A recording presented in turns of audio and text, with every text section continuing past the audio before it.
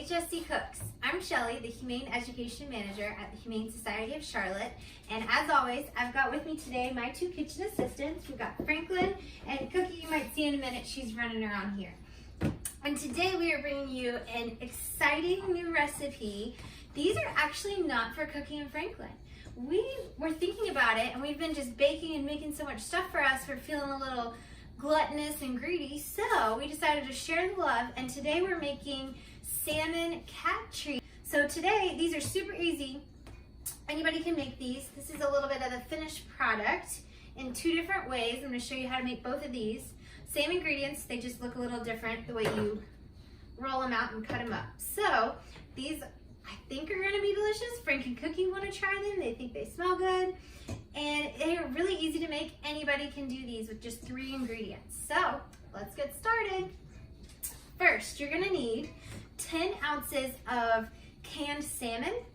And I've already chopped it up here in a food processor. What you're going to do with that 10 ounces is you're going to put it in a food processor and get it as blended as possible. So you can kind of see mine looks a little mushy. And you're going to have that in your big bowl. You're going to take 1 egg and you're going to beat it up so that it's the yolk and the white are all mixed up together. And you're going to dump your egg yolk into your salmon puree, just like that. And then you've got 2 cups of flour. So what we're going to do with this is we're going to gradually stir this or sprinkle this flour in as we mix it with our hand mixer. So sprinkle a little bit at a time.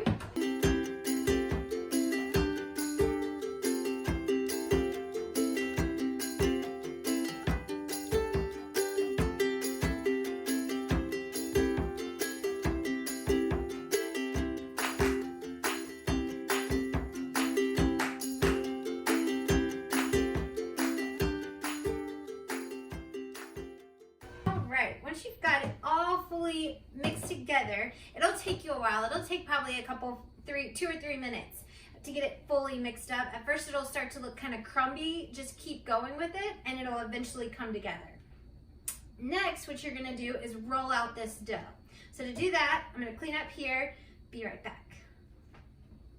All right, so now what you're gonna do is you're gonna have a floured surface, a cookie sheet ready, a rolling pin, and a little extra flour that you'll probably need to sprinkle on top so it doesn't stick to your rolling pin. So you've got your dough, you're just gonna plop it down and sprinkle a little extra flour on the top of it. It is kind of a stickier dough, so it will get stuck if you don't have extra flour. And just go ahead and start to roll it out. So a couple ways, one way, and then switch it to the other. And we wanna get it to about a 1/4 inch thickness. Shouldn't take too long. It rolls out pretty well. All right, so we got about a 1/4 inch thickness. Now we're ready to cut it out. So you might be wondering, cat treats are noticeably smaller than dog treats. You're right. And I do not have a cookie cutter that is small enough to be an appropriate size cat treat. So we had to get creative. Couple things you can do. One, go to your toolbox, find a socket, like this for a socket wrench, and find one that is the right size and it has a little hole to go through the top. And all you're gonna need is this little socket. You're gonna press it down.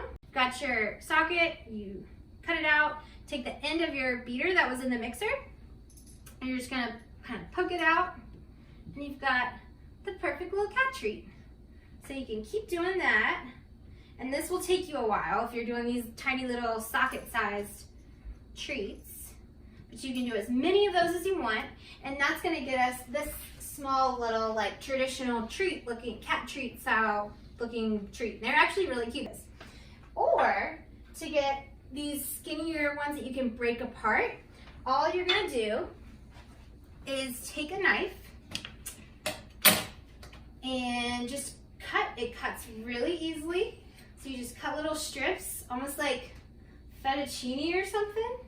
So you've got a little strip, just peel it apart like that, lay it on your cookie sheet, and then what happens is when these come out of the oven in these long like breadstick looking sizes, you can just break them apart. So it's real easy to just crumble them up, break them apart. You can even sprinkle them on top of some food. So I'm gonna do that right now.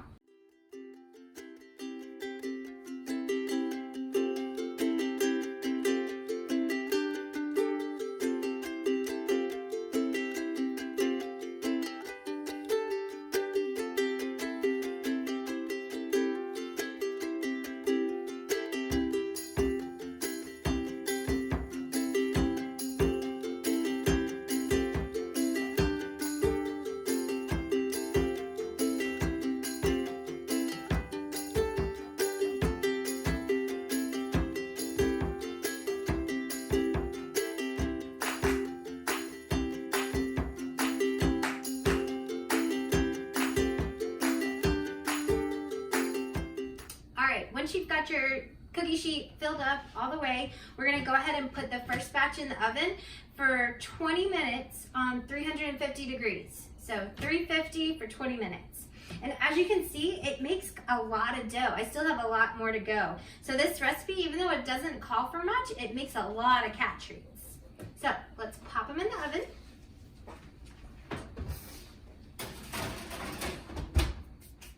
So we'll let those bake for 20 minutes at 350, and when they're done, this is what our finished product will look like.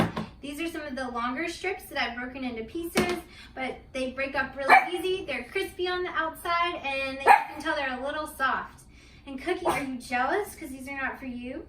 Well, that's all for episode 4 of HSC Cooks. Thanks for joining us, and I hope you guys will make some cat treats at home and send us your own videos of your own pets enjoying your treats that you're making, and we'd love to see them. You can shoot them to our Facebook page, or you can email me at slytle@humanecharlotte.org. Thanks guys, see you next time.